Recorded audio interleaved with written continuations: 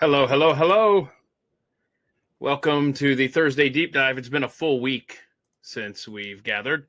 There was no Friday live stream last week, so thanks for hanging around. This week, we're back to normal with Thursday and Friday. Rebecca and Brad will be here tomorrow at this time if you want to hang out with us then.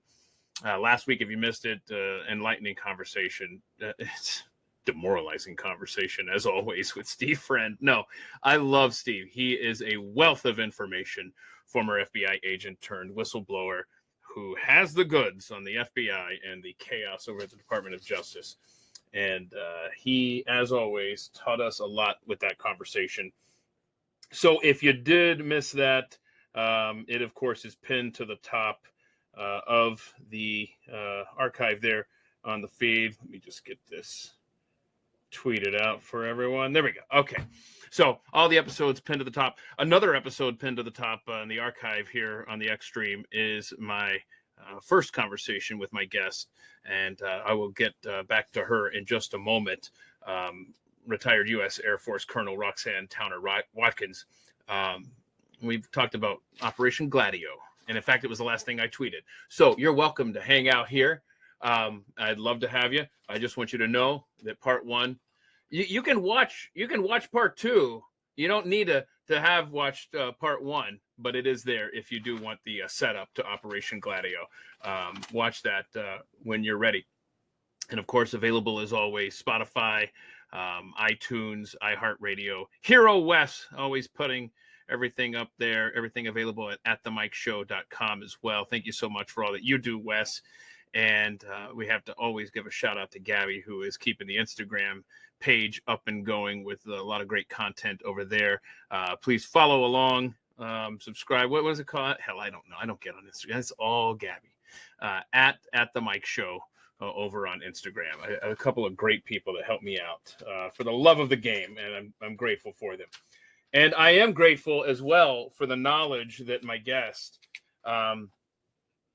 gives to us on this show when it comes to the matters of things like Operation Gladio. And before I go any further, follow her on X as well. There's her handle. See, only the best graphics here at Colonel Towner. Yeah. And you know what? I messed up. I didn't put my where's my my goodness. Shame on me. I've misplaced the graphics for Gabby and Wes. They're around here somewhere. So a lot of great people you need to follow. There's Gabby at Jeffy Apologist, and there's Wes at that guy at PGU. Got to give my love to those that help out here. Okay, but definitely follow the Colonel at Colonel Towner. Okay, so we got that there. So we talked about a month or so ago, and at the time, before I go any further though, where can people? Because I know you do a lot of stuff, a lot of streaming yourself. Where can people find your stuff other than X, Colonel? On Rumble, I'm at the Colonel's Corner, and there's hundreds of hours of material there. I do book reviews every Monday through Friday at 4:00. I do a show that is the focus of a book, and we kind of just go through the book because most of the material in the over 100 books I now have on Operation Gladio don't actually name the operation. For example, I just finished a book yesterday called Hidden Terrors, and it's about Gladio in Latin America, primarily South America, under Operation Condor, and yet they never mention Operation Condor one time. And so you really have to understand the subject matter to be able to look at a book and know whether or not it's going to act. For example, I know you're familiar with Whitney Webb's book. She wrote the 2-volume book on One Nation Under Blackmail. The entire first volume of her book is describing Operation Gladio, and she doesn't even know it. That is interesting. Yeah. Now, do you think that do they not know, or are they just trying to? Did they make a deal with someone? Hey, let me. We'll keep it on the down low. What do you think? That's what's the story behind that? Why are they avoiding the name? And are they just trying to protect themselves, or what? I don't know. Okay. I come across this all the time on X. where people will tell you part of the story, but they won't name the corporations behind it, the oligarchs. They know who they are. They won't name them. Maybe they're just trying to avoid lawsuits. Huh? I don't know. But it's history. Yeah, Gladio would be. Yeah, it's documented in book after book after book. These book authors have not been sued by these companies. Yeah. They're in declassified State Department cables.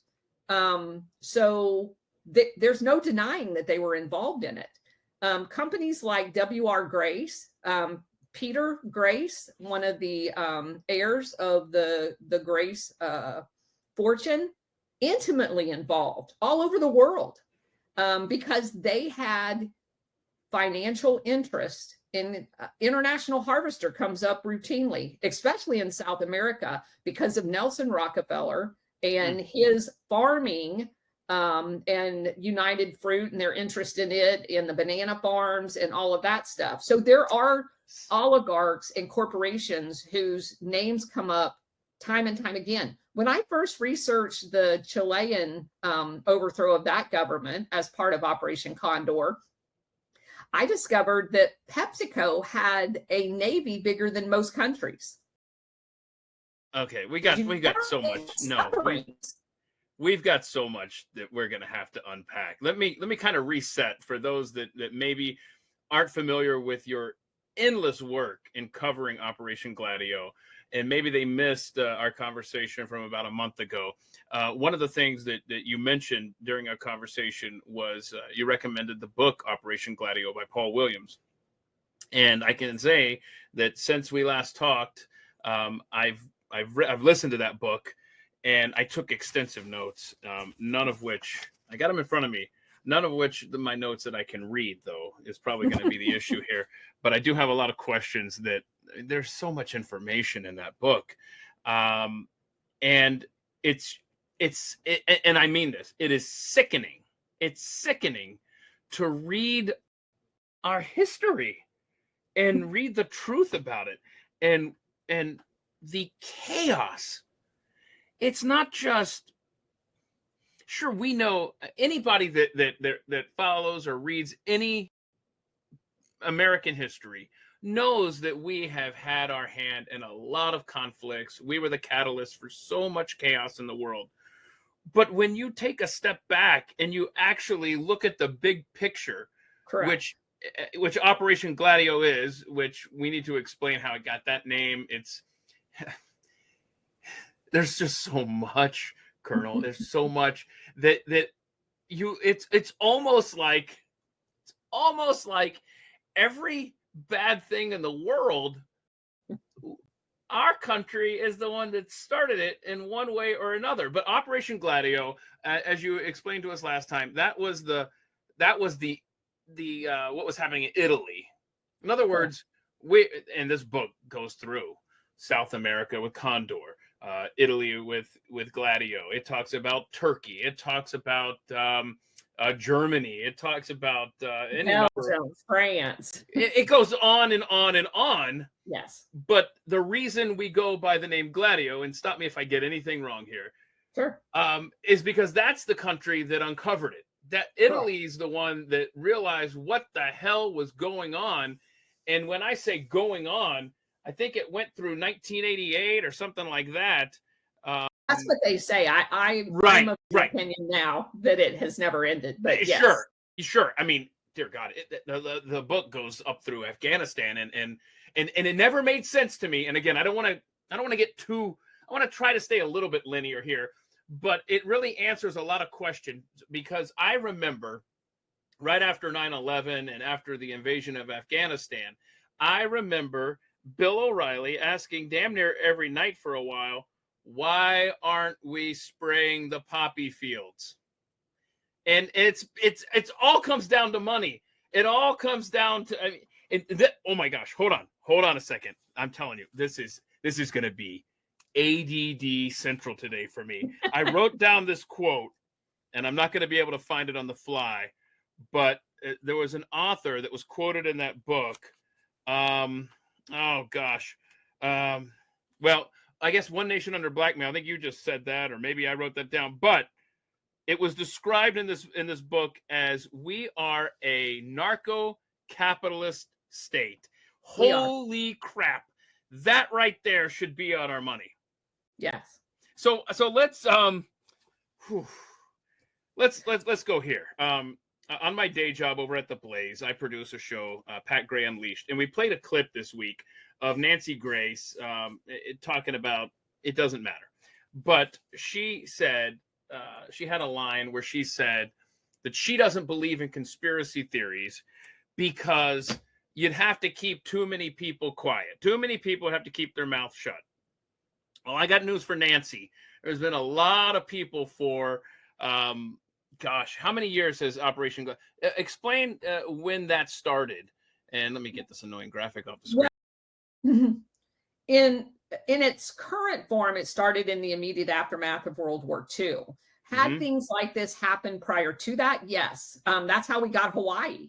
Hawaii became a colony because we overthrew the Queen. Time out. I give so much praise to Grover Cleveland, the last electable Democrat. They love him there because he did everything he could to stop that from happening, but he couldn't be president forever. And 5 minutes after he was out of office, it was goodbye, Queen, hello, America. So Correct. Explain how that happened, because that right there is really the blueprint for what plays Correct. Out 50 years later, 70 years later. Yeah. The difference, though, is after World War II, with the CIA and the military-industrial complex, the taxpayers were paying for it.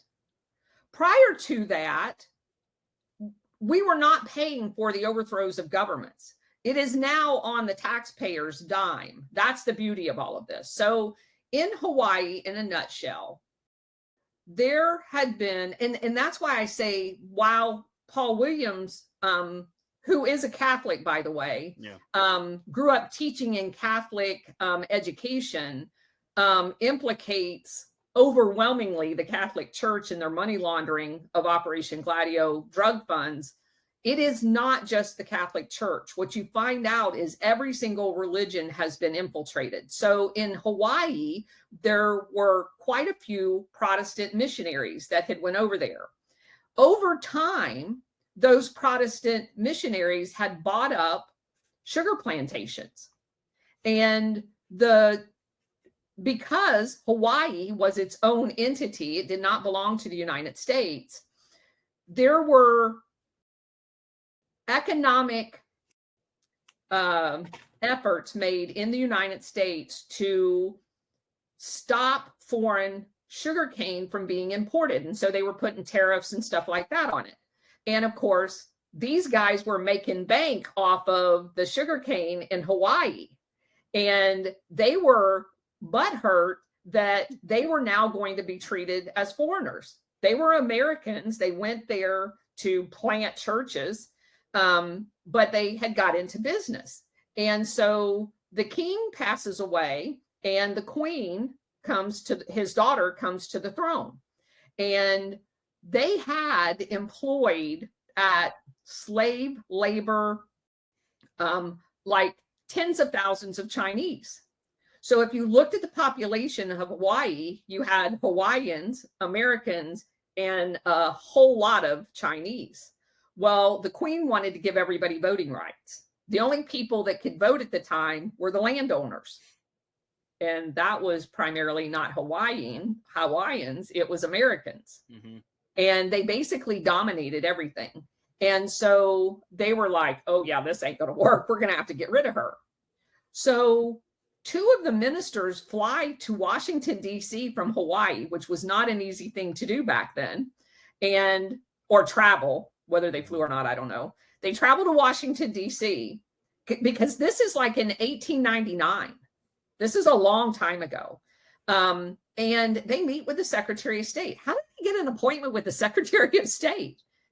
Because there were a lot of financial interest in the sugar plantations in Hawaii. So they get in to see the Secretary of State, and they plot. They said, You do the overthrow, and we're going to have a couple of Navy ships sitting off the coast. Now, they can't get involved, but the threat of them being there will be enough to intimidate anyone from stopping you. Yeah, we're kind of losing the connection here. Shoot, I don't know what's going on there. Check the. Let me pull you down here because you're frozen. I'll keep an eye down here on the bottom, Colonel. See if you can reestablish that internet connection down there. I'll keep an eye. Well, in the intimidation, parking our ships, our warships off the coast. I mean that goes back to oh gosh, what was the 1840? When was this? Anyway, it's when we said to Japan, hey, we're gonna come back in a year and you're gonna trade with us. You're not gonna be this closed society. You're gonna be our economic partners, or there could be a change in our relationship. So they come back a year later, and of course, Japan is so eager to trade. Let me see if the Colonel. I can't tell. Oh nope. Okay. We'll check there because I'm getting a frozen picture down at the bottom too, so I can't tell when she's back. But I'm telling you guys, I don't know if we are going to be able to cover all of the stuff that we need to cover today. I'm already feeling that we're going to need a part 3, hell, maybe a part 4. I don't know. There's just it's the CIA. And I don't know if I've clearly established this if you're not familiar, but Operation Gladio. I mean, it's the CIA in bed with the Mafia, in bed with the Catholic Church. The Catholic Church, of course, got a lot of wealth, and it ain't from all the tithers showing up on Sunday Mass. Let's see. Hey, Colonel. Okay, let's see if we got a better signal here. So I was just kind of explaining CIA, Mafia, and the Vatican. That they're the roots of the chaos. And see, this is the thing, though. Devil's advocate could say, hey, they're just trying to stop communism. They're just trying to stop bad people from controlling the world. But I got news for you. Their methods definitely no better than how communism would be. A lot of death, a lot of destruction, a lot of injuries and maimed people over the years. And in fact, the book lays out some startling numbers in that respect. It looks like we got a frozen connection again. Let me pull her down there. Hopefully that will rectify itself, because you do not want to hear from me, because that's never any fun. But you learn a lot of stuff. You learn a lot of stuff as you read up on. And Barry Goldwater, my gosh, the man was mocked, and he tried. He tried. I mean, all this stuff. I mean, the stuff that you would just that most people would just laugh at and say, "Oh, Council on Foreign Relations. Oh, the Masons. Oh my goodness." This stuff is actually, it's real. It's connected, and it's had a big hand in a lot of the chaos, and it just, as you go through this history and you see where the CIA and the United States government has planted itself, it makes you rethink literally everything when it comes to your country and foreign interventions. And it really explains how my theory has been, if the Epstein files come out, then it might make the last 30 years make sense. That's what Operation Gladio is on an international scale. In other words, some of the inexplicable political decisions that our lawmakers have made over the last several decades, I think if the Epstein files come out, a lot might make sense then, much the same way that Operation Gladio does when it comes to all of the chaos and the wars in the world. And she alluded to not only Operation Gladio over in Western Europe and Italy, but Operation Condor in South America. I mean, this everything you're thinking of is connected to the CIA, the mob, the Catholic Church. It just, I mean, Iran Contra. It just so much. There's so much, and it explains everything when it comes to the drug war, and how that is a profitable business for all those involved, and it funds a lot of chaos. I will say that. And I've got to talk to her about the popes that have been a part of this fun.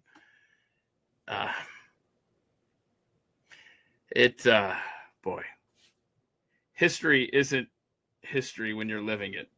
You get a whole new lens later when you read the truth, as opposed to what's just in front of you. Trying to think of what else I want to talk about here, because there's just so much, and I don't want to go down this road without her, because I am in no position to talk about it other than just a reader. But I mean, it's just, yeah, Iran Contra, 2001 Afghanistan. I mean, y'all, Operation Gladio, it's where it's at. The book, by the way, that I just finished up, it is Operation Gladio, and it's by Paul Williams, and it is available on Spotify as an audiobook if you want to check that out. There's so much information in there. Let's see. I see you. Hello. Hey, Hey. I had to go out to my RV. We have a. I recognize that. That's where part one was. Yeah, and so my Starlink just went down. I don't know what's going on. We're Probably running Elon. in a storm. Elon's a target. I mean, X will probably go down here in a second. You know, so okay. Well, I was just rambling about Barry Goldwater, him warning, and I just talked about. Yeah, here's what I want to talk about. Can we talk about the popes that were involved? Because I feel like Pope John Paul II just kind of stumbled into it, but he didn't exactly stop it though. Well, obviously he inherited it. Yes. And his problem was he began having conversations. So one of the morals of the story is you're not allowed to ever talk to the boogeyman. You're never allowed to portray them as reasonable or open to conversations. And so if you recall, Pope John II was Polish. And at the time, there was a lot of things going on in Poland, the Solidarity movement and them wanting to break away from the Soviet Union. And the Soviet Union was actually open to John Paul II's conversation with them as it related to Poland. That's the reason why he was shot. Mm-hmm. That was his warning. And at the end of the day, you find out that the two people that shot him, well, the actual shooter and the accomplice was from the Turkish Grey Wolf Operation Gladio network. And the CIA was present. Correct. I mean, at the assassination attempt. Yes. So again, you're not allowed to talk to their boogeyman because there was no way they were going to allow the world to see that the Soviet Union had the ability to operate in a normal fashion, because they had built it up in all of our minds that that's the boogeyman. We're doing all of this. Everything about Operation Gladio was justified on that boogeyman. So you can't present them as an honest broker in anything. And you know, as we live the American experience, and we feel like we have no voice, and we're just going to get,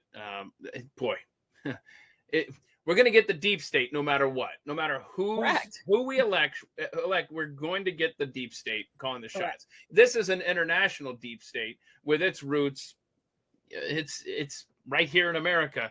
But the thing that you really zoom out and realize as you learn about Operation Gladio, you and I, we don't have a say in anything. It's cute that we like to think that we do, but there are decisions being made.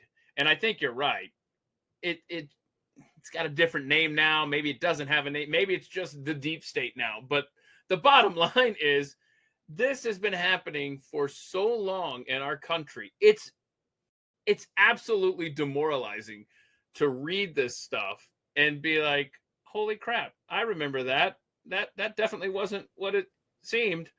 Well, the only thing that I don't find demoralizing about it is if you know who the oligarch parties are, Mm-hmm. and you watch their reaction to people, you can immediately tell who the good guys and bad guys are. Just look at Trump. They tried to soft coup him 4 times in his first term. He's not one of them. Mm-hmm. And they tried to assassinate him. Mm-hmm. And what they're doing right now during his second term illustrates to you that point. And the way I know that is because I have spent the last 2.5 years watching these patterns. When you get to having a competition between somebody like John Kerry, Skull and Bones guy, and George Bush, Mm-hmm. a Skull and Bones guy, Mm-hmm. they can't lose. Yeah. And they try to stack it up so that there's always a John McCain was one of them. Sure. But that's why, and I don't want to get off on an Epstein thing. That's a whole nother show. But that's why it's so shocking to us when someone like a Donald Trump, who we know is an enemy of the deep state, they've made that clear. They've made that clear through, like you just said, a soft coup and a not so soft coup attempt. When he appears so tone deaf on an issue that his base is so interested in, and that would expose a lot of the deep state players, and we know this by our gut instinct. That's what becomes so shocking, and then it leaves us even doubting that. But again, that's a whole nother topic. But I understand exactly what you're saying. But these institutions, like the CIA, like the FBI last week in the discussion with Steve Friend, these aren't things that can be fixed, I fear. These are things that have to be dismantled.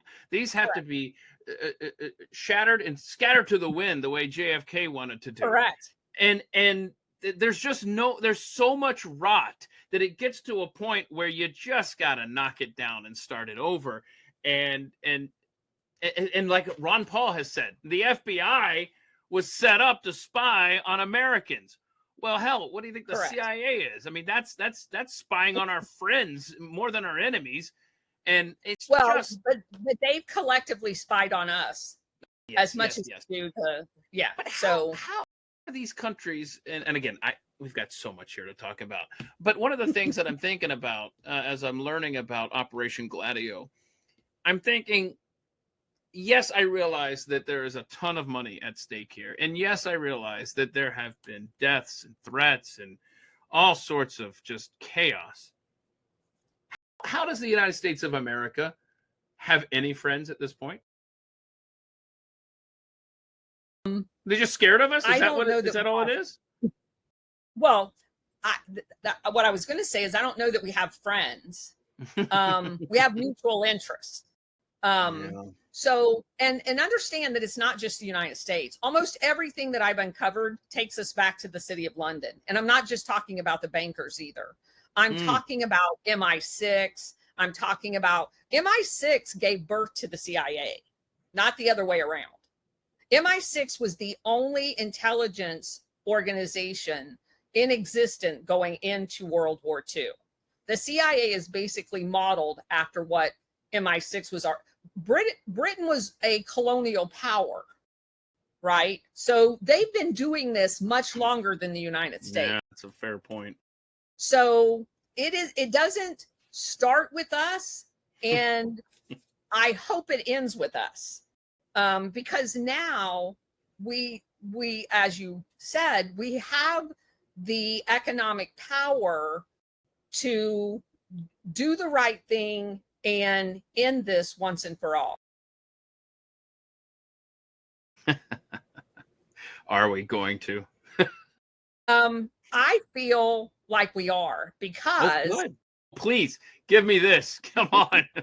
Well, if you look at what has happened in the first 6 months of the Trump administration, I can tell you institutionally, one of the very first things he did in his one of the things that was done in his first term was some of these international syndicate members in large quantity, like the De Nostris Mafia family in southern Italy, was taken down. And it was a joint effort in taking them down. They ran weapons, they ran cocaine, heroin, all of that. They were a pivotal player in Europe in this entire network. And the entire Mafia family was dismantled in 2019. In 2020, one of the mechanisms that they had used since World War II was a company called Crypto AG. Crypto AG was a communications encrypted that was sold to over 120 countries around the world. And all of their State Department cables went over these machines. So like Egypt and all of the Egyptian ambassadors around the world, every time they talk to each other, they do it in messages which are referred to as cables. Every single machine sold by that company had a back door. And at one time, the CIA and the German BND, which was ran by a former Nazi, by the way, had access to that communication. So every time the CIA acts like they're surprised about something that happens in the world, they're not surprised. They've never been surprised. Up until 2020, they had access to every single thing that every embassy ever communicated with their home country. Every single cable. That company in 2020 was dissolved by Donald Trump. I think it was a previous guest, because now you're jogging my memory. It might have been Jovan Pulitzer when we were talking about election fraud. Somebody mentioned that, maybe it was Eve on that show. But yes, that is a very good point, and that does offer some hope. Do you think, and I'm asking you to speak to something that I have no idea if you know this, but do you think that those kind of systems were repaired, reestablished when Biden was in for 4 years? No. I would also point to a lot of the CIA covert funding since the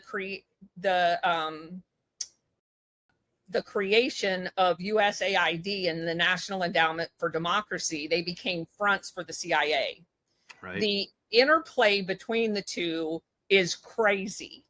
When you start diving into who was the USAID director, who was the director of the National Endowment for Democracy. And for those of you who don't know, the National Endowment for Democracy has 4 subsections. The National Democratic Institute, the International Republican Institute, and one for the Chamber of Commerce and one for labor. And those 4 entities are fronts for the CIA to do Operation Gladio around the world. And for the IRI, the International Republican Institute, do you know who the director of that was for 25 years?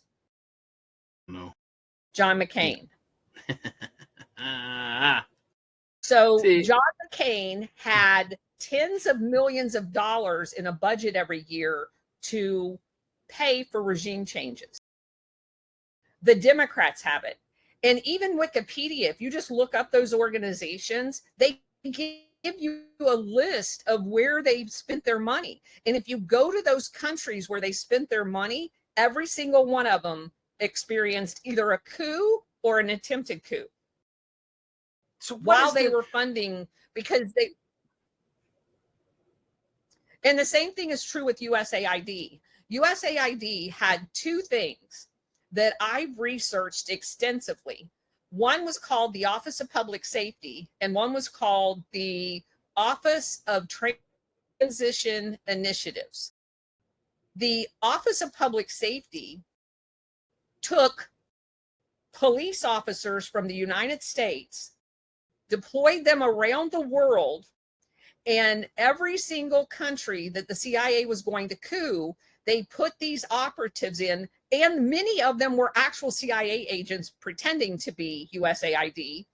And they trained the national police and other regional police forces in that country to torture, kidnap, and assassinate any citizen that rose up against the new military dictator the CIA was going to install.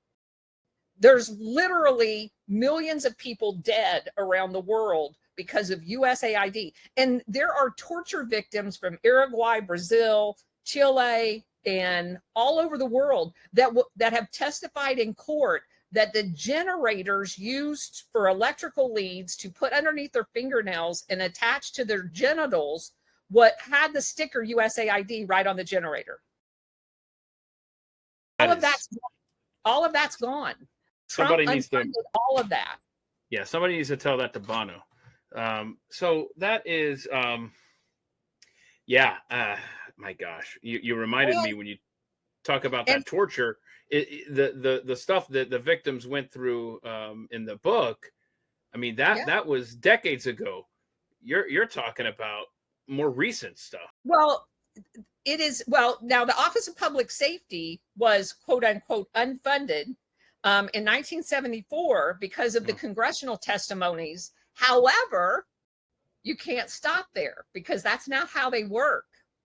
If you follow the guy that was in charge of the Office of Public Safety, who, by the way, was a CIA agent, his name is Byron Ingalls. Well, where did he end up?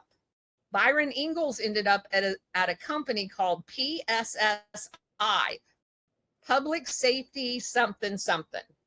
And that company took the people that was employed in the Office of Public Safety, sucked them up, and the rest of them went to the DEA, Drug Enforcement Administration. So the torturers got divided between this private entity ran by the CIA and DEA. The PSSI was eventually bought, and they're doing the exact same thing, just not as part of USAID anymore, because that went away. So this PSSI, which is getting contracts from the CIA to continue doing exactly what they were doing in over 50 countries throughout the 1980s, 90s, they get bought by a company called Vanell, Brown and Root. Do you know who the president of Vanell, Brown and Root was during this time? George H.W. Bush. George H.W. Bush. So he's running a torture training organization right before he goes in to be the CIA director. See, that's the thing, man. When you're learning about Operation Gladio, I mean, if we didn't specifically cause the chaos in all of these countries after country after country, we trained the people that did that. I mean, and can I just say, do you remember after 9/11 how there was talk of a terrorist training camp in upstate New York or something like that? I remember that, and you learned about all over the United States, by the way. That was just one of about a dozen. Yes. And we're training them to go and wreak havoc against the Soviets. But one of the targets of the CIA was disenfranchise Black youth to bring them into the Muslim mosque that they were subsidizing and train them to be radical Islamists. When you go over to Afghanistan and you research the Mujahideen and Al-Qaeda and ISIS roots, you find out that every single one of them was trained through this same process. That's the thing, Colonel. You step back and you just throw a dart and just whatever hits on whatever ill that exists, you can, okay, radical Islam, right? It's just, CIA. You trace it back to this. It traced it right back to the CIA. But go back to the fundamentals. They have to have a boogeyman. What happened when the Soviet Union in 1991 went away? They were already growing through the 80s because of them enticing the Soviet Union into Afghanistan. And that's a whole nother story. Yeah. But we were behind that too. I know. And we use that as an excuse to create radical Islamist terrorists, because we knew in the late 80s that the Soviet Union was going to crash anytime. They were on their deathbed at the time. So we have to do something in order to create the next boogeyman. Well, the next boogeyman that they picked was radical Islamic terrorists. And so we've spent from the early 1990s till today fighting a entity that we created. It's, I mean, and it's not just this nebulous thing where you can just say, well, that sucks. I mean, there are so many individuals who have lost their lives, yes. or so many good young men and women who have gone and fought this stuff, in the seeds were planted by our government and not by accident. That's the thing. This is all intentional, and it's there aren't enough adjectives to describe how one feels as you're learning all this stuff and uncovering it. And I've only scratched the surface compared to the knowledge that you have. So let me ask. You've also never been deployed to Iraq, as I have, and been in the middle of it. That's not knowing any of it. That's the thing. And you know my son, and you know that. I'm going to have to learn how a military parent gets any sleep, but it's, oh my gosh, I don't sleep now. I can't imagine. Never mind. Okay. So, I don't know where to pick up any of this. It's just, there's so much. Where do you want to go? Let me, just briefly describe in a nutshell this life cycle. So the life cycle that I've kind of condensed down to a couple of sentences is that the stay behind units were set up to control society through terrorism. But they needed cash to do it. So how did they generate that cash besides using the Marshall Plan and Rockefeller's money, which they did at the beginning? And remind the justification. Why would they want to create these to begin with, these stay behind armies? Well, they used the justification that the Soviet Union, who just lost 50 million people after World War II and had no industrial base at all, any minute was coming over the Volga Gap and going to take over all of Western Europe, which was a lie from the very beginning. They lied about us having a missile gap in technology, all of that stuff, to keep the perpetual boogeyman alive. Okay, so they need cash for a sustainment. So they've got all of their seed money, but they can't just milk the Rockefeller Foundation and the Marshall Plan, because at some point the Marshall Plan is going to go away. So they get the idea from Chiang Kai-shek selling opium to fight Mao over in China that they're going to sell opium to do it. Here we go. But they need poppy fields in order to do that. Then, if you're going to protect poppy fields from people like Mao, who don't want them, or Burma, who didn't want them, you need to have weapons. So we're going to have weapons to protect the poppy fields. Well, what's the best way of getting weapons? Sure, I could buy it with laundered money and stuff like that, but I've got an even easier way to get weapons. I'm going to start a war. I'm going to start the Vietnam War. And I'm going to milk the weapons on shipments going over to the Vietnam War. I'm going to skim them, and I'm going to use them for my stay behind units. So now we've got selling drugs, poppy fields, and war. Well, what's war do? War generates refugees. So I'm going to use the refugees for human trafficking. So now I've got human trafficking, drug trafficking, and weapons trafficking all going on, and all generating cash for these nefarious people in order to have this entire hundreds of billions of dollars a year in revenue. So Well, now I need banks. So, of course, the first bank to step up was the Vatican Bank, and they were laundering like huge amounts of money.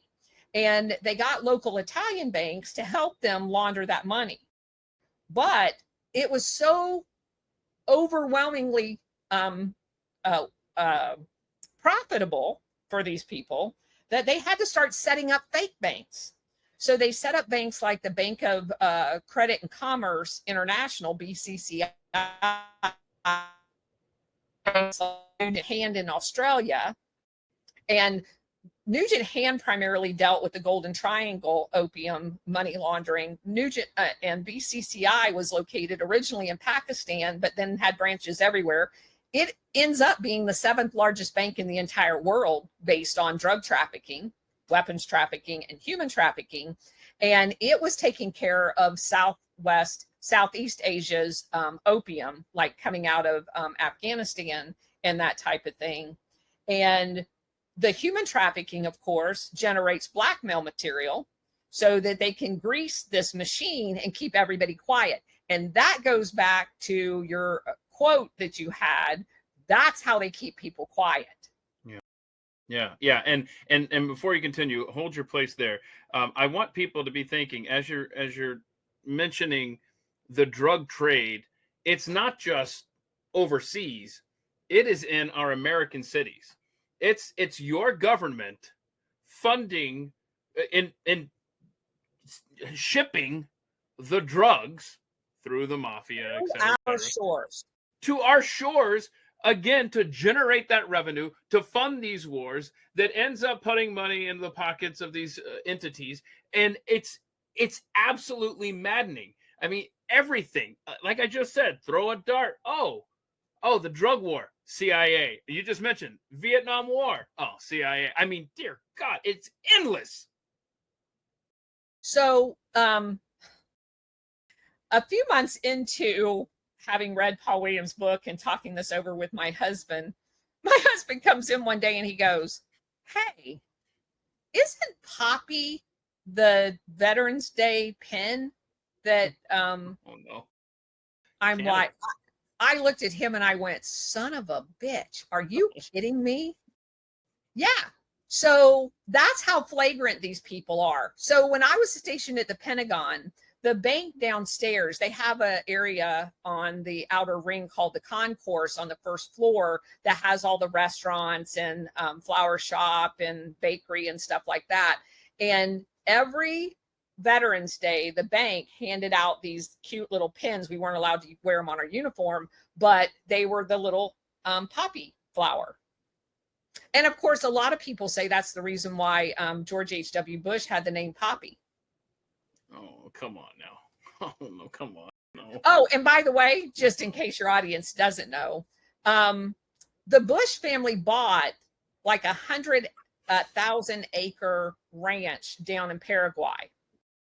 And right beside him was another like 400,000 acre area, all known for poppy production, by the way, that was owned by the Unification Church of South Korea. And Reverend Moon, who ran the Unification Church forever, was a founding member of the World Anti-Communist League, which was it started out as the Asian People's Anti-Communist League. And that entity ran Gladio in Asia. So Reverend Moon is part and parcel, and his church. And by the way, he that church still to this day owns the Washington Times in Washington, D.C. So it is part of this entire apparatus. Wait, the Washington Times? Yes. It's owned by the Unification Church. Because we learned from Paul Williams that Katharine Graham, Washington Post, yes, was a part of Operation Mockingbird and Gladio, et cetera, et cetera. But so it's like there's is every news source compromised, basically? Yeah. Can we just say, yeah. Yes. If you go back to the 1970s, the guy that actually owned ABC was a CIA agent.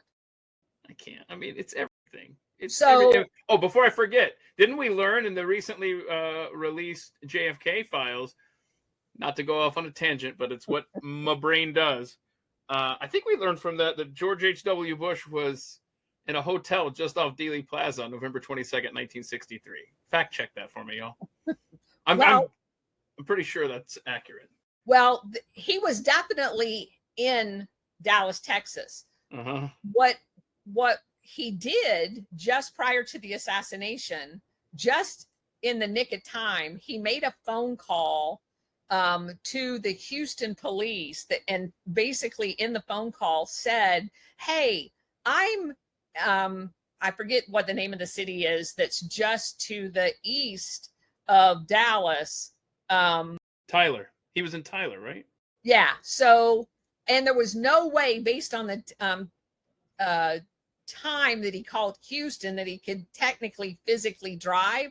But back then, people forget, in 1963, we still had party lines. He could have been calling from anywhere.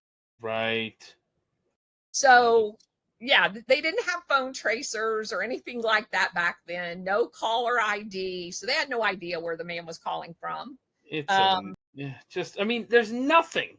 There is nothing that we have learned in a textbook about that's accurate.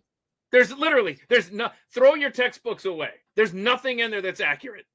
Correct. It's just, I mean, it's just, it makes my head hurt. Okay, where do you want to go here? I interrupted you. You were talking about all of the drug trafficking, human trafficking. No, that was kind of it in a nutshell. Okay. What I found the most interesting, and we're seeing it play out in real life in the last week. So in most of the literature, if you go back and you look at the overthrow of Salvador Allende's government in Chile, most of the literature says, well, he was a communist. If you go to Guatemala, well, that guy was a communist. If you go to the Congo, Patrice Lumumba, that guy was a communist. Not a single time was that accurate. Yeah, it's like calling someone a racist today. And correct. It is like saying the 51 intelligence officers said it had the hallmarks of Russian disinformation. Mm-hmm. They are very careful about the way they word things. But what I didn't know until I started doing this research is there is an overwhelming amount of now declassified State Department cables from regular station people at embassies in these countries sending communication backs going, no, the guy's not a communist. No communism going on here. We haven't seen a Russian in like 10 years in this country.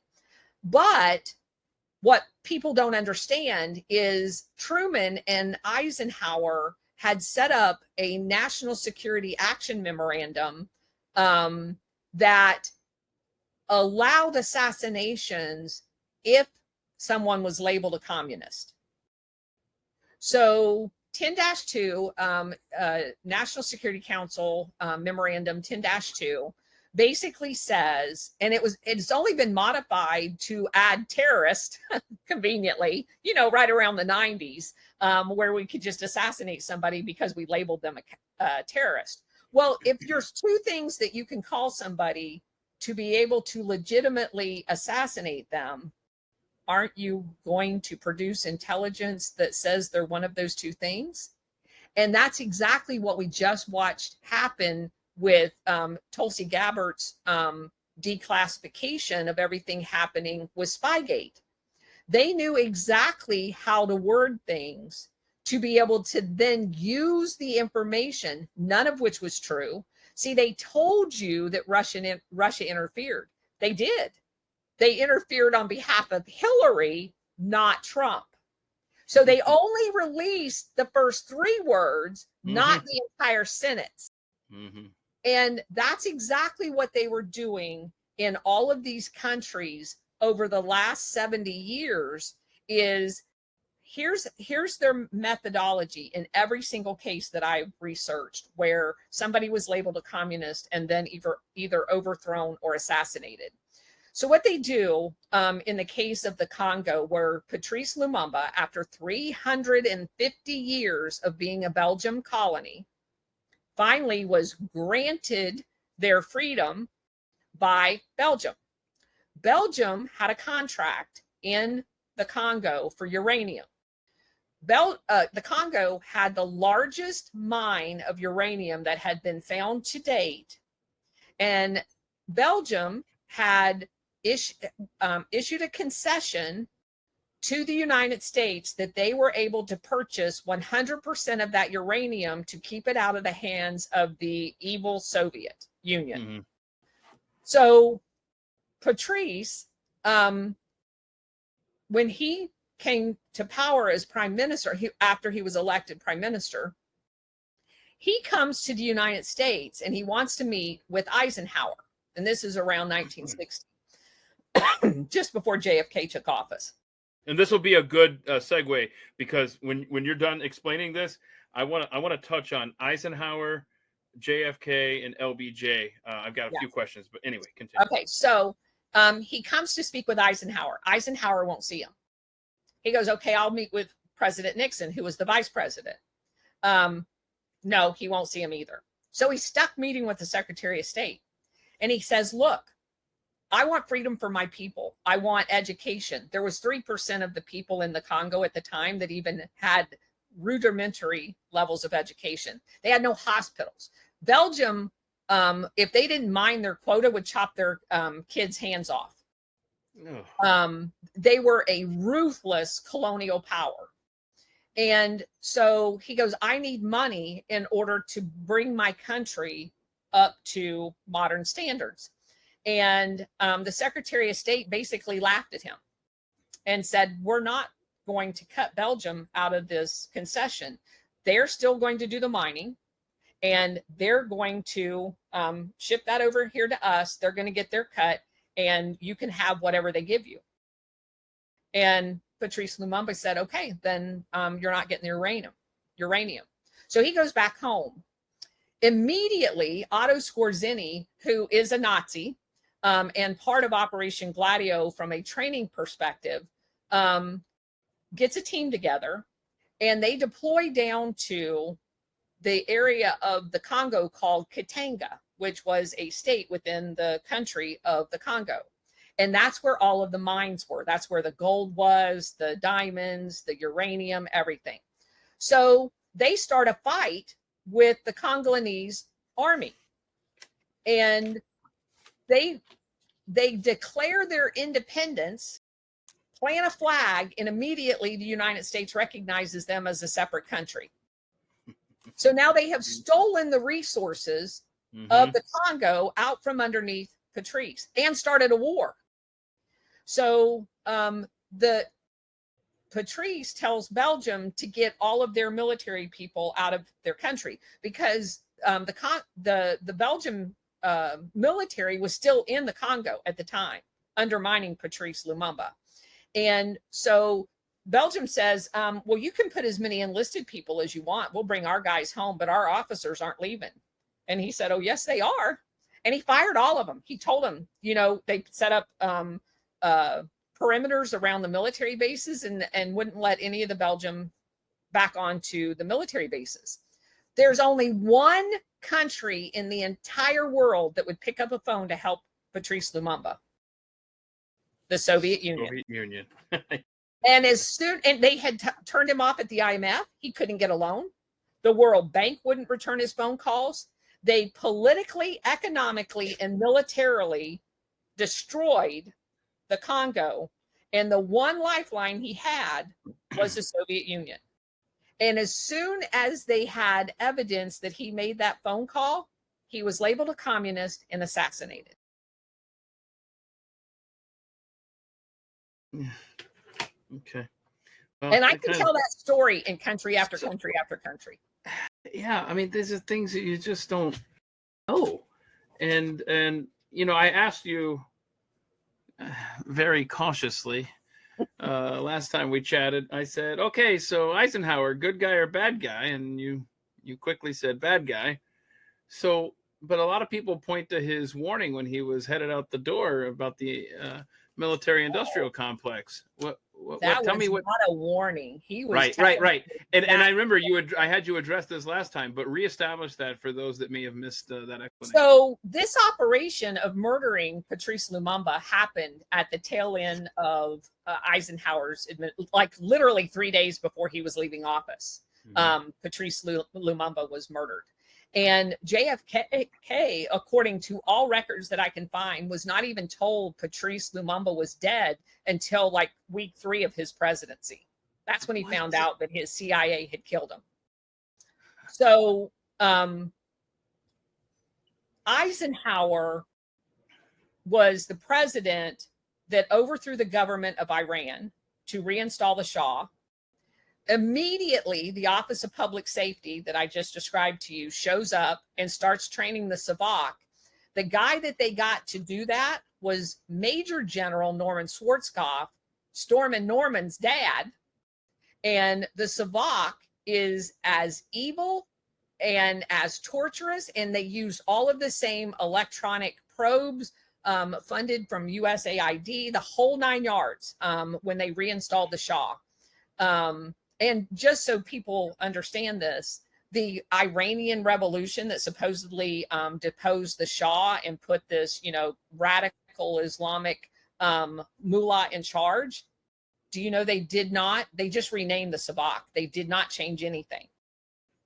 So there's a whole lot more going on. And by the way, I just found out like 3 weeks ago that there's a lot of documentation out there of the CIA setting up stay behind units under a military advisory group in the southern part of Iran in the immediate just before the Mossadegh overthrow. So there were actual stay behind units in Iran. I didn't even know that until 3 weeks ago. I kind of just stumbled across that. They're everywhere. We were training tribesmen in southern Iran to destabilize Mossadegh. So that was Eisenhower and Nixon, his vice president. The following year, coming off of that, and oh, by the way, the 2 people that were running that operation was Roosevelt, Kermit Roosevelt, Teddy Roosevelt's grandson. He was in charge of that CIA operation of overthrowing the Iranian president or prime minister. And the next year, they moved to Guatemala. Guatemala had elected a new president that didn't believe, think about this in today's day and age where we are. His big complaint was he didn't believe a foreign country ought to own their farmland.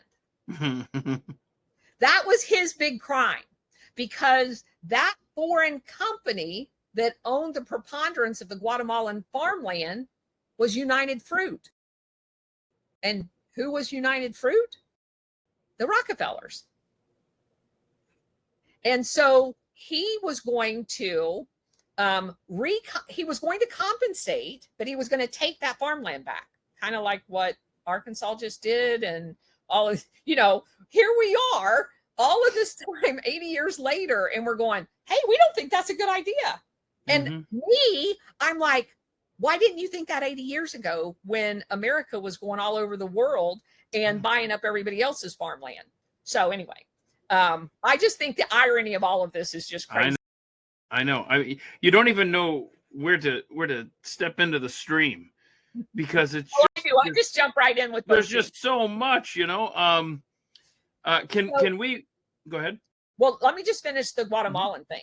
So yeah. Everybody says, oh, well, they weren't going to, they just wanted to kick United and not pay them. That is absolutely not true. Do you know what they said? We will pay you the tax value that you have used to pay taxes to the country of Guatemalan the entire time you've owned this. So say it was $1 million. United Fruit turned around and goes, no, that land's worth $20 million. And the Guatemalan government says, well, why haven't you been paying taxes on $20 million then? And so they were not only kicking them out, they were going to compensate them for the value that they themselves declared that it was valued at, and that wasn't good enough. So they just pick up the phone, they call Eisenhower, and they say, hey, get rid of that guy. And he did. That's right. Yeah. No, you're absolutely right. Yeah. So Eisenhower was not a good guy. Yeah.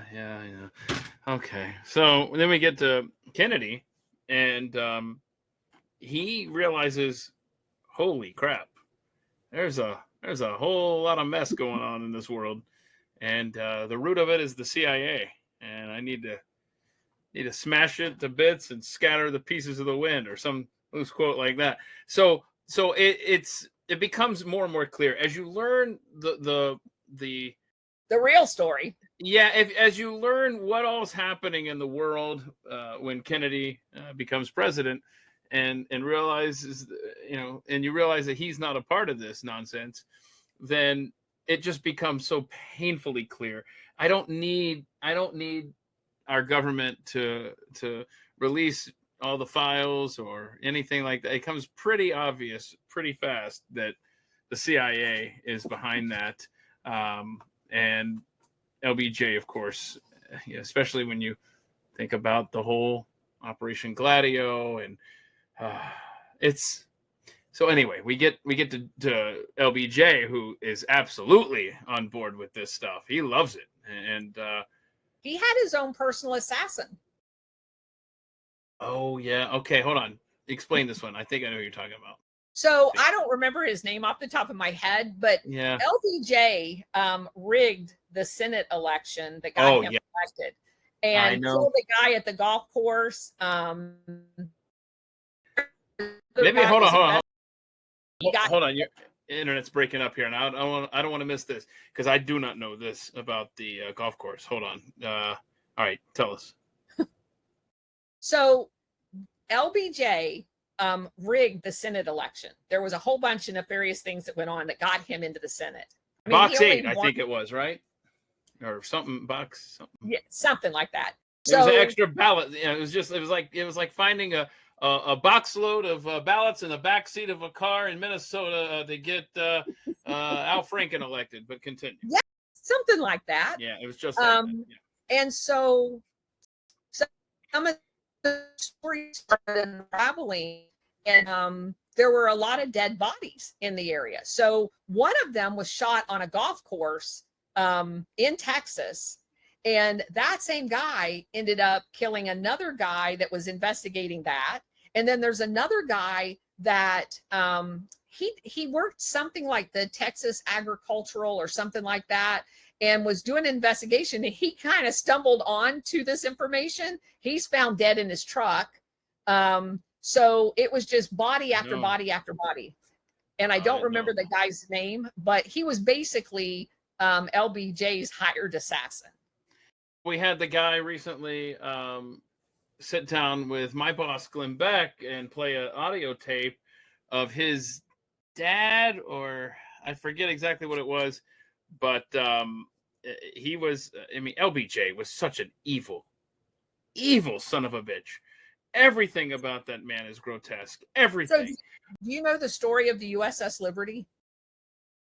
Enough to understand as you're, it'll all come back to me as you're saying. Okay, so in the lead up, now keep in mind what I told you about Crypto AG. Mm-hmm. We know everything. So supposedly, Egypt, who had Nasser as the president and had broken free from Britain ties, they'd kicked the British out of the Suez Canal. The British was totally pissed off. They tried to assassinate him, blah, blah, blah, almost like Mossadegh. Because Mossadegh, they did the same thing. The British tried to overthrow Mossadegh before us. And I didn't even tell you that piece of the overthrow of Iran. That was British Petroleum. So why would we even be involved in overthrowing it? Because Standard Oil ended up with part of the concession after the overthrow.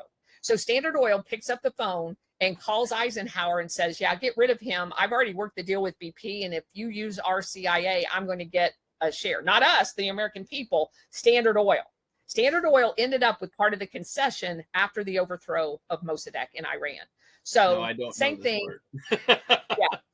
Same thing in Egypt. So the British is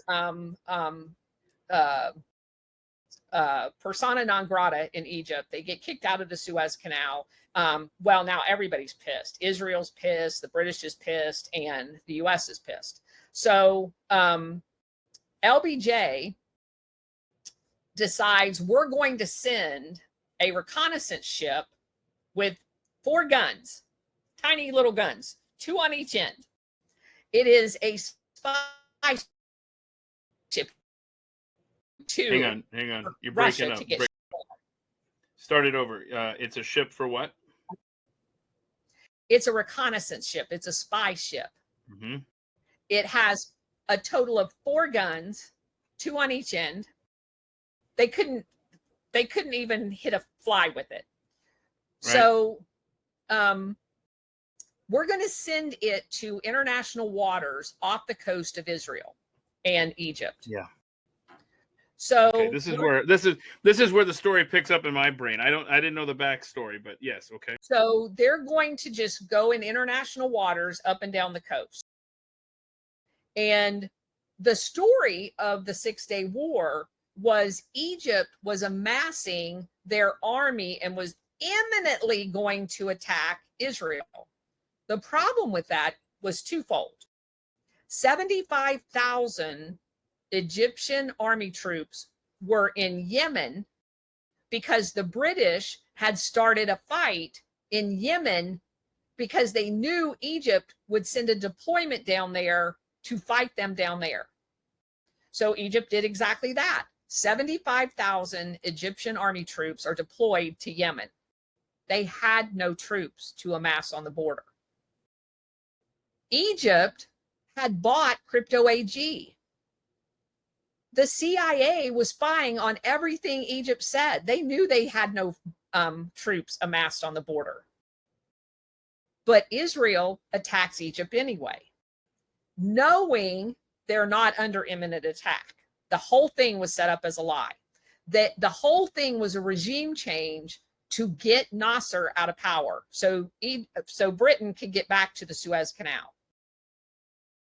And it failed in that objective. But caught in the crosshairs was the USS Liberty. Mm-hmm. So what they were going to do is they were going to sink the USS Liberty as a way of justifying getting the United States into that war to take out Nasser. If you read the book called Operation Sinai, they have documented proof of all of this, to include B-52 pilots sitting on a runway with engines running to take off and drop bombs on Egypt. They're just waiting for the USS Liberty to get sunk. Of course, I didn't know half of what I thought I knew on this. So, of course, USS Liberty doesn't get sunk. Mm-hmm. There are survivors, and every one of those survivors said that they were surveilled for almost 24 hours by Israeli aircraft jamming their communications. Now, we just recently found out a couple of years ago that the day before the attack on the USS Liberty, there had been a massacre of Egyptian prisoners by Israelis exactly where the USS Liberty was sailing. Now, if you understand what capability the USS Liberty had on board, so they had linguists that spoke whatever Hebrew, they spoke whatever the language, Arabic. They had all the foreign languages covered. They are using satellite technology to intercept all radio calls. They were listening to the pilots talk about them.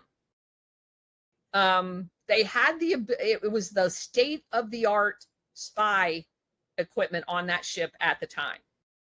And there were radio transmissions of the IDF telling IDF headquarters, telling the IDF soldiers in Egypt to murder these prisoners that they had as POWs. About, 3 or 4 years ago, they found a mass grave right off the coast of where the Liberty was. Now, there's no doubt in my mind, I don't have a piece of paper saying, yes, the Liberty intercepted these radio transmissions. I know what their capability is, though. There's no way they wouldn't have interpreted and caught that transmission. But there was an order given to, and I think it was like 100 POWs. They were just shot in the head and buried in a mass grave. They were recently found. And that caused all kinds of uproars over there as a result of that. And as soon as I read that article, because I know all of this other stuff, I was like, holy crap, the USS Liberty would have picked that up. There's no way they were going to go home alive. Okay. Man, where do we go here? Okay, let me do this. So, and I know we're jumping around. It's just the way the conversation is going to go here. CIA, we haven't even touched on the Mafia. The Mafia finds a willing partner to launder money in the Catholic Church. Oh, go ahead. Let me correct you. Okay. The Mafia became the distribution network. The operation of selling opium needed processing to turn it into heroin, which is where the Mafia came in. And they needed a distribution network inside the United States, which is where the Mafia came in. And but at a certain point, correct me if I'm wrong, in the timeline, the Mafia realizes they're the ones that go to the Catholic Church, right? To move this money through. Well, there's an entire network of how that money laundering happened. They didn't like physically go up to the Vatican. Knock, knock, knock. Hey, we need to launder some money. The Mafia in Italy is just processing it. So they're getting paid. And there was other banks like Banco Ambrosiana and others that so they get paid when the shipment leaves port. So their money has to get laundered. And then when you come into the United States, the distribution network money needs to get laundered. So yeah. So and like I said, I'm just starting to learn this entire story. There's so many players, there's so many names, and as you go through this, it's overwhelming. So can we go through the popes that have been involved in Operation Gladio along the way, and what's happened to them? And I mean, we got to talk about Pope John Paul I, especially. But take us to the first pope that gets involved in this, and can you walk us through the different roles that each pope has had along the way, and right up to today? Let's speculate, I guess. But before we do that, can we start at the beginning and go through the popes and their different roles in all of this? So Pope Pius the 12th was the first one. He was Pope until 1958. So from the beginning of the operation until 1958, it was Pope Pius, and he was intimately involved. Yes. And I think I don't have them off the top of my head. Let me see if I have it in my notes. Hold on just a second. No, you take your time, please. Because it's fascinating to see these handpicked successors. And when you look at through the lens of Operation Gladio and the choices of popes, it's staggering. And right, Francis was mentioned way back. That guy. Well, That guy. Francis is tied to Operation Condor. Right. He is deep. He was in Argentina when they were taking people up in aircraft and dumping them out in the water. So all of the torture that went on in Argentina, all of the people murdered in Argentina during that dictatorship as part of Operation Gladio was oversaw by the Pope. And people go, well, he didn't have anything to do with it. Argentina was 95% Catholic. All the Pope had, or all the Archbishop at the time had to say is stop this nonsense. Mm-hmm. Instead, he turned his priest in for torture. 2 of them was picked up because he turned them in as being dissidents. So he didn't just ignore it, he actively participated in it. And that guy. So let's do this. Obviously, Pope Francis, his fingerprints are all over Gladio for almost its entire existence, really. But Pope John Paul I, quite an interesting papacy for him. It lasted a whole 33 days, and boy, that death and the aftermath of that, the word suspicious definitely comes up. What was his deal? So when he knew about what the Vatican was doing, one of his first orders of business is he wanted the Vatican bank audited. Mm-hmm. He signed a death warrant there. Yes, literally. So the morning of his death, the nun that walked in and found him described his body as being arched.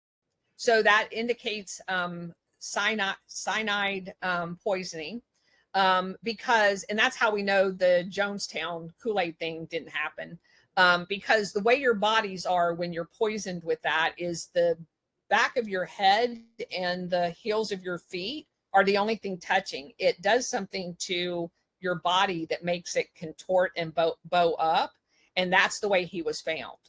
Wait a minute. I think we have a future deep dive. The Jonestown massacre never happened. My goodness, write that one. No, down. It happened. It just didn't happen. It happened the way. Okay, gotcha. Yeah, that's a whole nother story. We can do a whole show on Jim Jones. Okay, so Jim Jones was a CIA agent in Brazil during the overthrow of the Brazilian government too. Hold on. What did I just say? Throw a dart.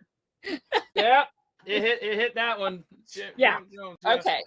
So, yeah, John Paul I, he has, according to the nun, paperwork all over his bed dealing with the bank. The nun is shipped off to a nunnery and never heard from again. She was killed. Yeah, and remember the story that they came out was he was holding, he was reading a book. What was it? The Confessions of Christ. What was it? It was something like it was a complete fabrication, but really it was all of these papers, and then the way he died. In addition to what you just described, like his teeth, what was it? Eyes were out of his socket. Yes. His face was all grimaced and just. So gentle. The guy that I think is the most interesting isn't even the Pope's. It's Archbishop Marcinkus. Do you remember that name? Is he the guy who comes in there and Chicago? Yes. I'm trying to think here. I just remember that they embalmed the Pope, and there was no chance of a blood test, and it's something that they don't even do to the Pope, and it was just insane. Correct. We got to get. You never saw his slippers. You never saw his glasses ever again. All the evidence just wiped clean before they told anybody. But remind me the Chicago guy. Okay, so Marcinkus is the Archbishop in Chicago. He is doing business with the Mafia, and they bank at the same bank in Chicago. Okay, so he gets selected of all the archbishops to go run the Vatican Bank. He is all over Operation Gladio. He's the guy that was dealing with Calvi, the Banco Ambrosiano guy that was found hanging off of a bridge in London. He's the guy that was dealing with Sedona, the Vatican banker that was setting up all the fake companies for the Vatican and money laundering. And Marcinkus, as the revelations in Italy are coming to light in the 1990s, they want to talk to him. Well, of course, it's a sovereign within a sovereign. The the Vatican Bank is sovereign in and of itself within the sovereign St. Peter's, which is sovereign from Italy. And so they don't have any subpoena capability or anything else. But there's the killing of a young girl that supposedly he had been having sex with. And so things are getting so crazy around him that he one day just leaves the Vatican and flies to the United States and retires in Arizona. Italy constantly is badgering the State Department to extradite him back to Italy to stand trial. The State Department will not do it.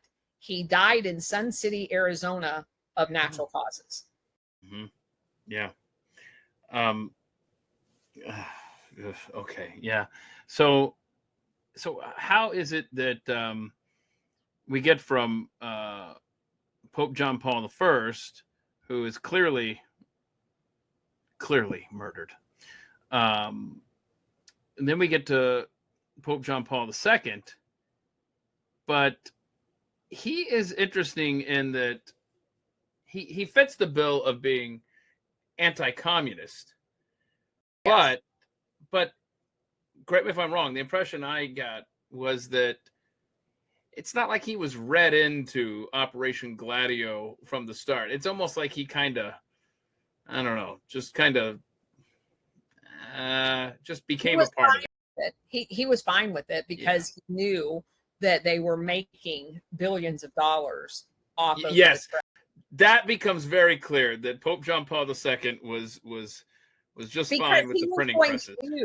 He was going to use the money allocated to the Vatican to pay, basically, and this is kind of a very generic way of saying it. He basically was going to bribe the Soviet Union to let Poland be free. Right. And so much the same way you've ruined Eisenhower for us, you're going to ruin Pope John Paul II for us as well, right? Well, I mean, he at least was going to use it for something good. Right. And so you got that.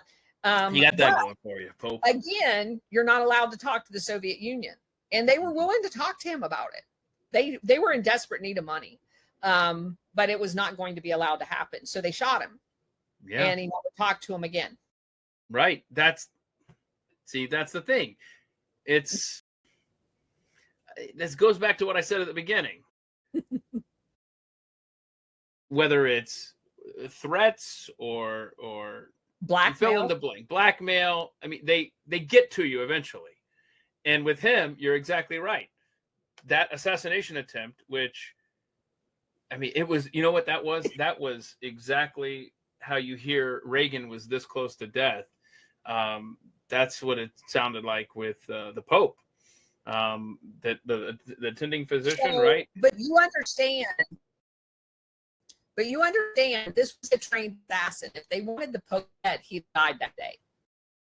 This guy was responsible for tons of murder. 2 bullets hit his stomach, right? Yeah. Mm-hmm. Yeah. Okay. They weren't aiming to kill him. So it was a message we okay. It was a warning. Yeah. All right. Well, it was warning that apparently was moments away from outright killing him. Okay, so we got to get back to Pope Benedict, or we got to get to Pope Benedict before we get to Pope Francis. Benedict, because maybe people don't remember, he resigned. Yeah. Right. And it's almost like, did he just want out of the game? Because he was Pope for about 8 years, and did he just decide, you know what, the heat's too hot? What was that all about? Any idea there? Not really. I mean, that's kind of my assessment of it. That I have not read a lot of information about his implication. There's not been anything of recorded conversations with him like there were with all of the others. It's really tough to pin down his role and what he knew. Wouldn't you say? Is that fair? Yes. Okay. But then Francis comes along, and my gosh. Hold on a second. When was Benedict? Yeah, it's because he didn't come in until 2005, and a lot of the real big reveals had already been right. And then that's when really what surfaced was the pedophilia and what was happening in the Catholic Church, which, surprise, so much of it connected to Gladio. Okay, I don't know if you want to spend any more time on Francis, but what I wanted to do is he's just dirty. Such a bad guy. Like, when did his I don't want to take it off of this screen that it's on. Back when you were talking about flying over the water and everything, do you know off the top of your head what year that was roughly? Like, what I'm trying to establish is, how long was Francis? What's his timeline with Gladio? Obviously, as Pope, but I mean, how far back when he was lower down the old Catholic official chain? Yeah. I've got it in my note. Nope, that's fine. Take your time, because while you do that, I want to just briefly touch on Pope Leo, who's been in office for 2.5 months now. And as I'm absorbing Operation Gladio and getting to know all the players, and obviously Francis is a key figure in all of the heinous stuff that has been happening for decades. I want to believe that Pope Leo XIV is not a part of any of this. I don't know. Have we cleared the is it obviously there's still a deep state, and there's still a CIA, and there's still plenty happening in the world that shouldn't be happening, but is it just not as centralized and as is the conglomeration less than it was?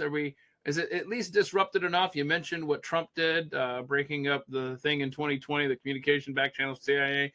Are we at least are we at the edge of the forest? Are we looking out there, seeing some daylight, or are we still screwed over? No, I definitely think we're at the edge of the forest. Okay. Yeah. So because I'm about to drag you back a few decades into another story once we discuss Francis, if you wanted to talk about his timeline. So it looks like he was made Archbishop in 98, but that's a little after the murdering going on in Argentina. Yeah, I mean, Pope Francis was the tailor-made Operation Gladio Pope. Yeah, absolutely. For sure. So the current Pope, I think if I recall right, he's from Peru. No, he's from Chicago. Bolivia? Right? Chicago. Yeah, I'm thinking about a different one. Yeah, that's fine. Yeah, Pope Leo. That's right, that's the American one. Yeah. Yeah. So I'm hoping things are, I don't know. To me, my early test is seems like a good guy. But he was in Peru. He was in you're right. I think I'm sorry. And while he was in Peru, they protected a huge pedophile down there and shipped him to the Vatican and did not hold him accountable in Peru. That was the only thing I found on him as it related to this whole thing. You're right. I'd forgotten about his Peru connection. I don't like hearing what you just said there. I was not aware of that, dear God. Yeah. Everyone's got something. Am I right? Yeah. Okay. Yeah. All right, so I'm going to drag you back. I just told you. Okay. Then I'm going to drag you. Let's go to back to your discussion on Iran. And you've successfully, through this knowledge that we're gaining through Operation Gladio, you're ruining Eisenhower for us. You're ruining Pope John Paul II for us. So let's go for the trifecta. Go ahead and ruin Ronald Reagan for us, would you? And Sure. Iran-Contra. Okay, so obviously, not even just talking about Operation Gladio, and again, Ronald Reagan was my very first vote out of high school. I voted for him. I had just enlisted in the Air Force. So I was a pro-Reagan, all of my life until 2 years ago. But when you start going back and you look at Reagan from the time he was in charge of the Screen Actors Guild out in California. Okay, so his protector, his connection is whatever you want to call him, handler, Lew Wasserman.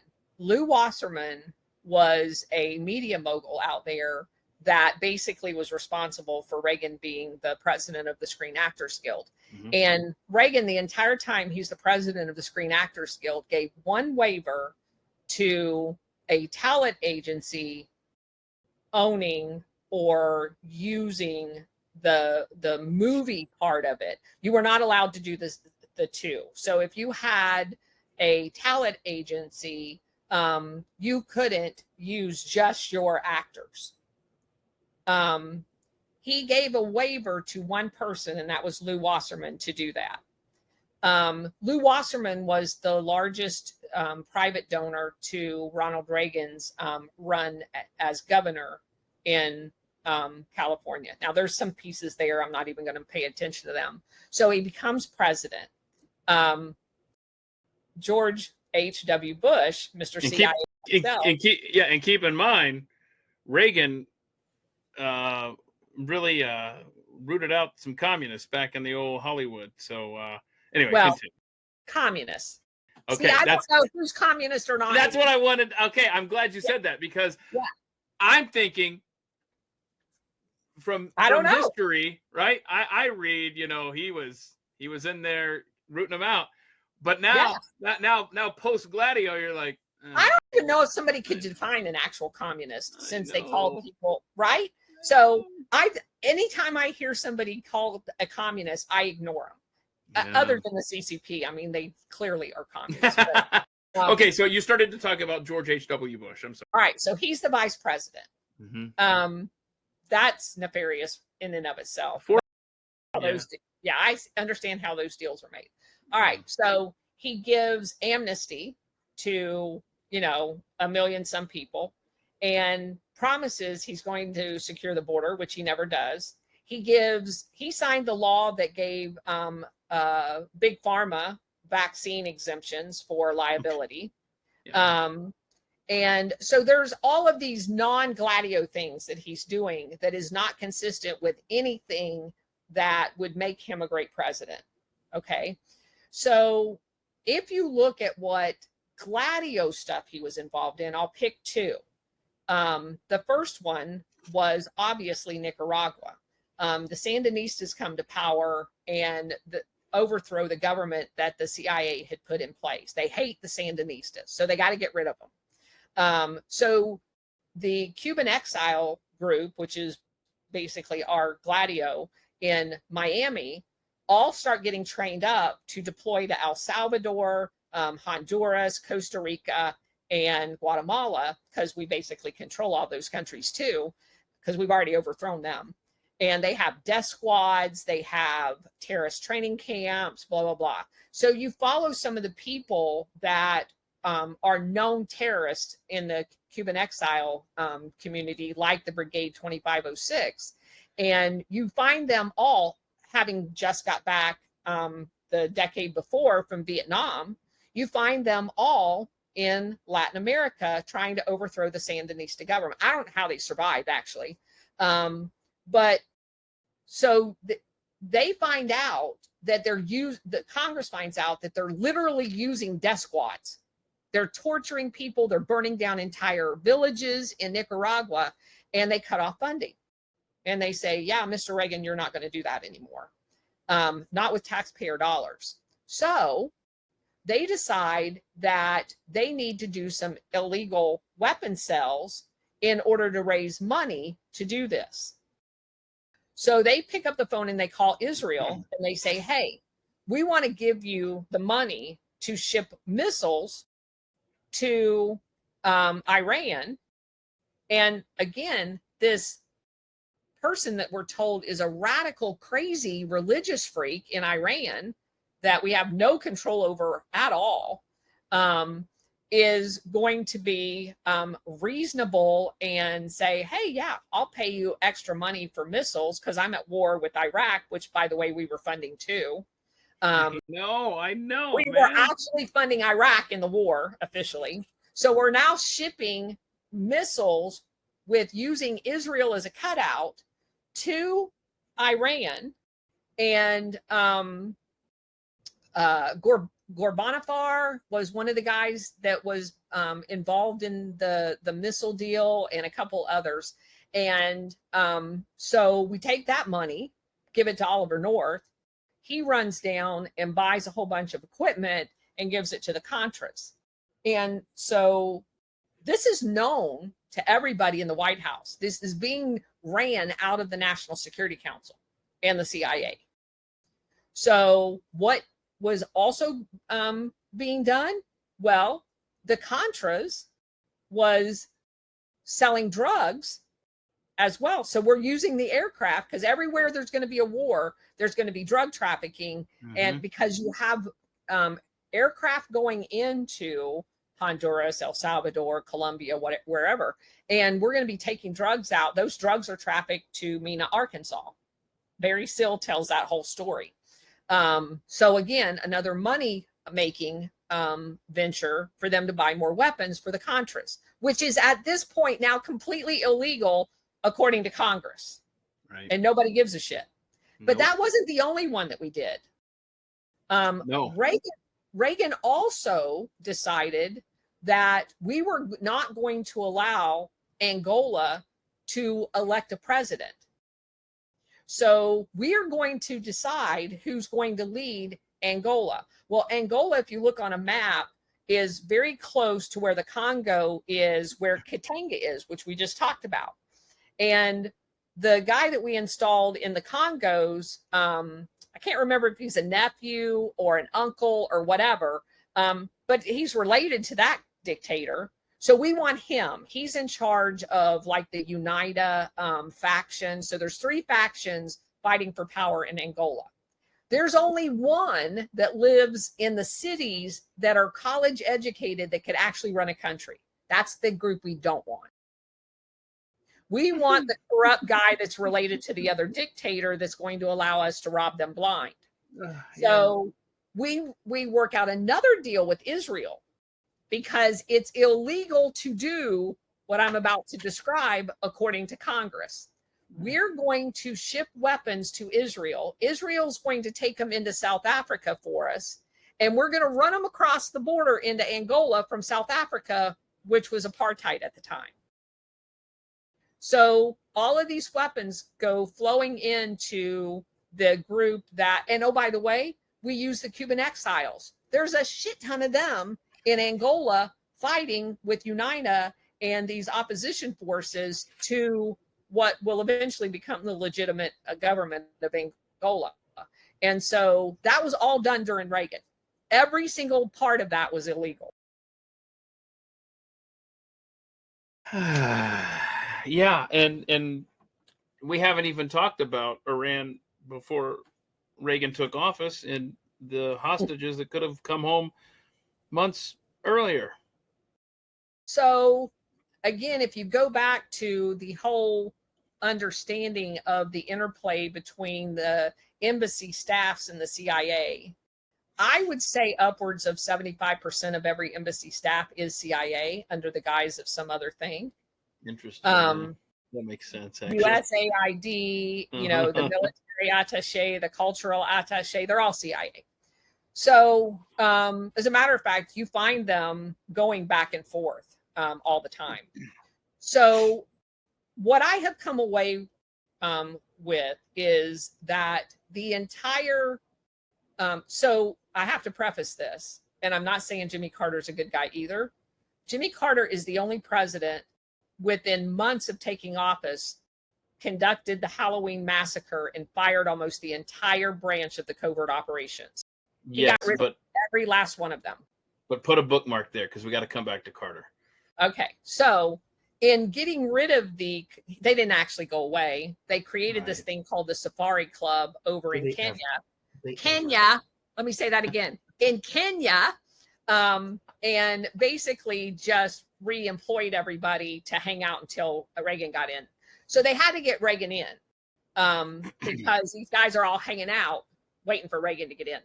And so you have this crazy students overthrew our embassy. If you guys believe that story, I'm going to sell you some land here in swampy Florida. Students do not overthrow an embassy with armed Marines. It doesn't happen. But that's the story we were fed. These students overthrew our embassy and took all of these people hostages.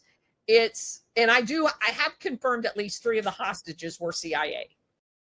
So they just hang out for a year. This becomes the millstone around Carter. Bush and Alexander Haig and several other Bush acolytes have meetings in Europe. And where did the Ayatollah come from? Oh, he was hanging out in France until he was installed. Right? So what?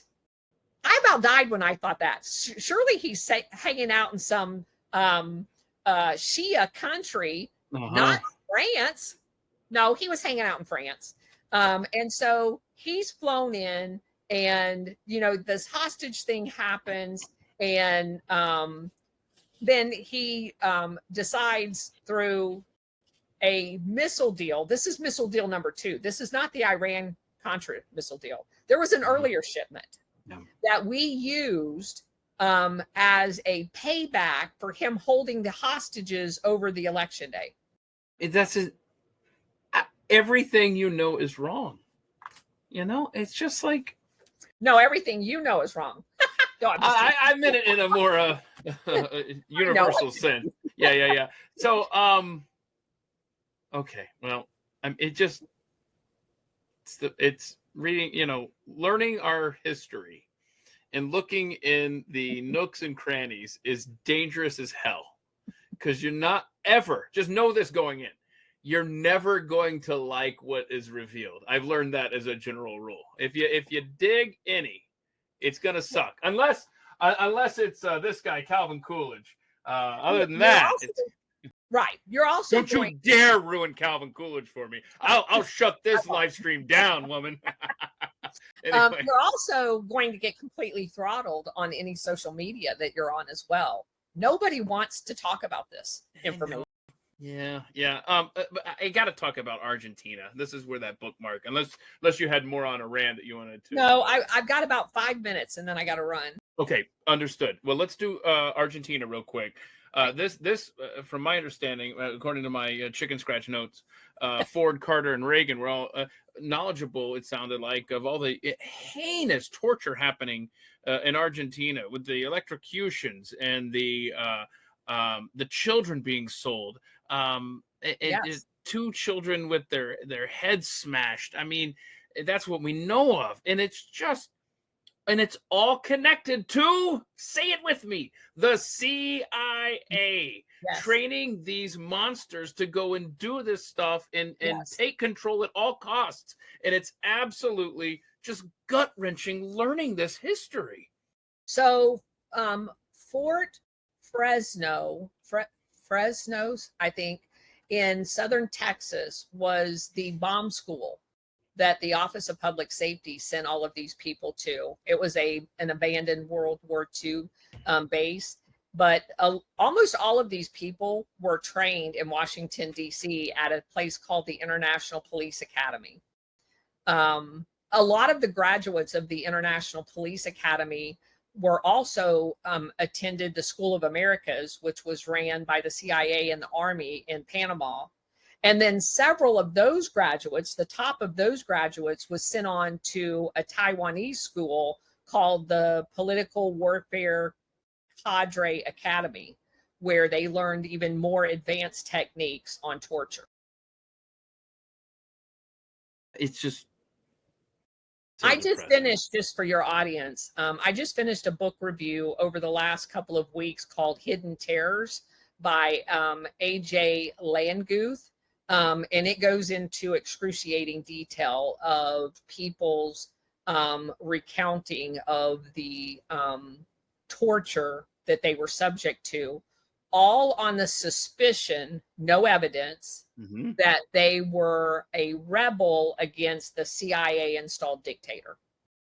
I hate it. It just makes you sick to your stomach. All right, I know you have to jet. Please go and check out the Colonel's Rumble channel. It's the Colonel's Corner, and basically it's like a book club of enlightenment, really, right? You just kind of learn the real history happening in the world, courtesy of your country. And you actually, just to give myself a pat on the back, please, when you go through one of the books, you don't just get that author's information. I'm bringing the other 105 books worth of information. It's just kind of the doorway into the subject, right? Yeah. And so there has been occasion when something that a particular author says, in my opinion, is not the correct assessment. And we kind of have a chat about, and you make the decision, you decide what your opinion is. But there are some, I used Doug Valentine, who is a very, very liberal writer, but very, very knowledgeable about Vietnam and the Phoenix program. He makes some assessments that I vehemently disagree with, because he only sees fault on one side of the aisle. But you can't ignore those writers. Right. He has access to people that no one else. Some CIA officers did so many crimes over there, will never step foot in the United States again. And he went over there and interviewed them.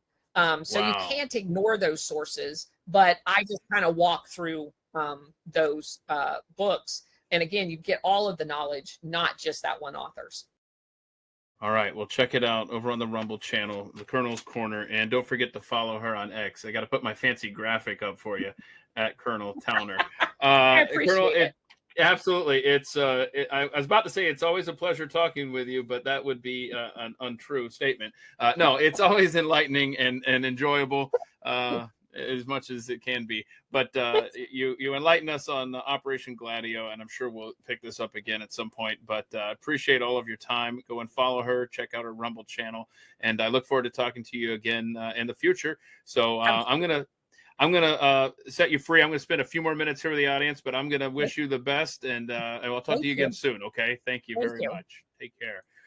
Okay, kids. Right. So much information, and it's all depressing. No, I just wanted to give you all a heads up that tomorrow we'll do the Friday live stream, and I have a lot of animal videos in the queue because we need animal videos, so that'll be fun. We'll do drinks with Keith. I mean, I don't know how I made it through that without going to the Grimace Glass, but that'll definitely have to be a part of tomorrow's show with Rebecca and Brad here hanging out. And then a week from today, I'm doing this off memory here, y'all. Hang on. A week from today is, get this, I think it's like National Whistleblowers Day. I'm going to be joined by 3 whistleblowers. I'm not letting whistleblowers fade off into the sunset, forgotten forever. 3 whistleblowers that have never been on this program. I've had several in the past, but a handful of honorable individuals who will be here a week from today, July 31st. And then August 7th is a Barfly. Yeah, look at this. I'm kind of proud of myself right now because I know I can see can see the end here. So it's going to be whistleblowers next Thursday. The deep dive after that, the next Thursday, is going to be the Barfly with Brad and Kelly. Lots of stuff to get to. And then on Thursday, August 14th, we're going to do Roswell, the Roswell incident and the cover-up, part 2. Part 1 is pinned to the top here in the archives. You scroll up, look for the deep dives. You'll find it. It's a fascinating chat. I encourage you to go and watch that before August 14th. So those are the next few Thursday deep dives. And of course, we've got the Friday live streams coming up as well. We'll try to have a little fun. So anyway, I am so grateful for all of you and the time that you spend here on my X channel. This will be up later on YouTube and Rumble, Spotify, etc., etc. Big shout out to Hero West for making all of those happen. And of course, over on the Instagram at the Mike Show, where Gabby does an excellent job as well. So I will see y'all about 22 hours from now, and we'll mess around on the Friday live stream. Until then, I hope you have a great rest of the day. Please be safe out there.